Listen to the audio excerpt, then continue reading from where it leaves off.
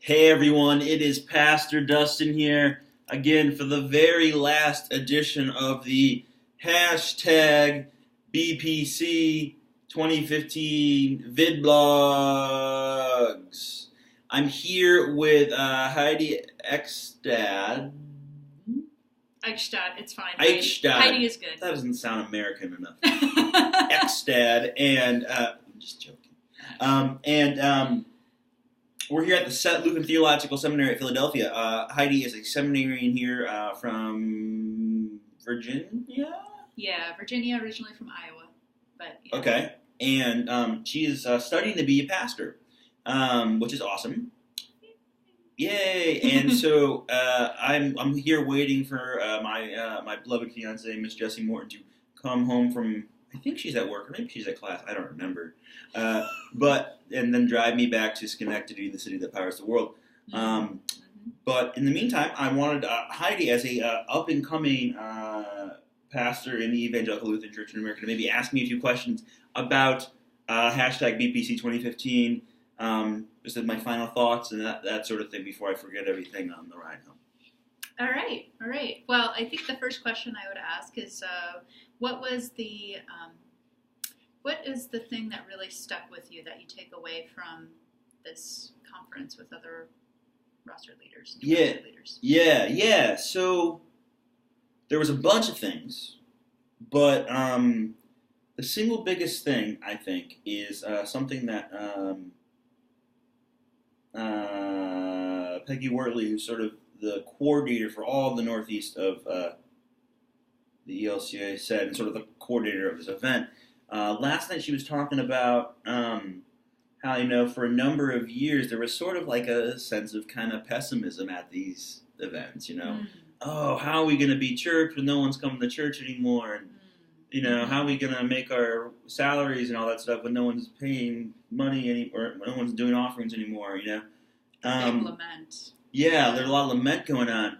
And she was saying just how much it really seems like the tone is shifted towards one of definite a lot of hope. Mm-hmm. And so I've really been thinking about how much, churches, the world has changed a lot recently, and what it means to be churches kind of in this big state of flux. But I do get the sense that at least in some places, and I think definitely on the sort of wider ELCA church scene, that the church, I think, not that there won't be still things that die and change and end, but the church did, I think, get pruned enough in some ways to scare people into seeing the future possibilities. And that I think that this narrative of decline, that's not just the narrative anymore, and that's a really awesome thing. Yeah, that's great. Yes. That's awesome. What do you think you'll take away from this meeting, this gathering, that will help you be a better pastor in your congregation? I got a few books. I really think that the biggest thing I'll take away,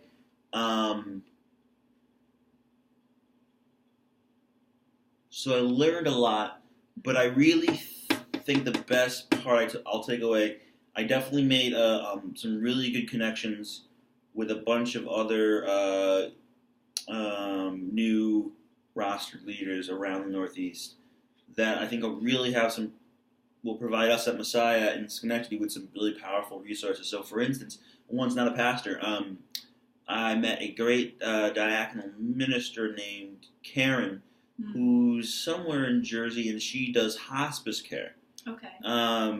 And so one thing that we're looking at Messiah is figuring out how to train Eucharistic ministers, and she has like a whole program for that, and she's willing to come up to Schenectady and do that with us. So that's cool. And then some other conversation partners, or someone I met. Let's see, who else is really, really key. This great person, new mission developer, which means someone starting like a new faith community, named Maria, and she's out in Portland, Maine, and she's like especially tasked with working with 20 to 30 somethings, and so I think there's some interesting conversations that can come from that. I think some of the new conversation partners. Okay, So I was going to say, like, do you think that it's a good idea to have this kind of gathering for new roster leaders? It sounds like it might be just because of connections and... Yes. So throughout seminary, I had kind of been told to dread this whole thing, that this, maybe even not consciously, but, that this was just kind of, not a fun thing, the whole even term baby pastor camp. It's not, it's funny, it's a really catchy term, but it's not, it's not exciting in a sense. Kind of like a hoop you have to jump through. Yeah, another check the box. Because people that work in churches or any large institutions have to jump through a lot of hoops, This was not a hoop to jump through. I think maybe at some point it was, but it really wasn't. I mean, most of the folks back in my congregation probably heard me complain about having to go this week. And let me tell you, your pastor was wrong. It was actually a really, really awesome, really beneficial week.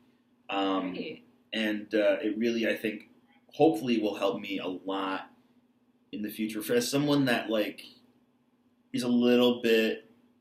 I've definitely, from some of my own experiences, known the value of the national church, National ELCA Church, through stuff I've done, with Trip to the Holy Land, a bunch of other things. Yeah. I haven't really had a lot of extremely positive experiences with sort of like the Synod level stuff. And I guess it's just kind of the Synod level stuff. So this was definitely for me a really good one, something that a really good example finally that I can bring back to people in Messiah and say, hey, our sort of overarching church structures are actually providing some benefit. So that's cool. How we can plug in and be partners together as the larger church. Yeah, I think totally. That's awesome. Well, you're making me really look forward to baby pastor camp someday myself, hopefully. There was my final note will be, and I know you have to get going your thing. The very last sermon, it was kind of an odd metaphor comparing. I think the technical name I've been calling. No one even knows what to call this thing.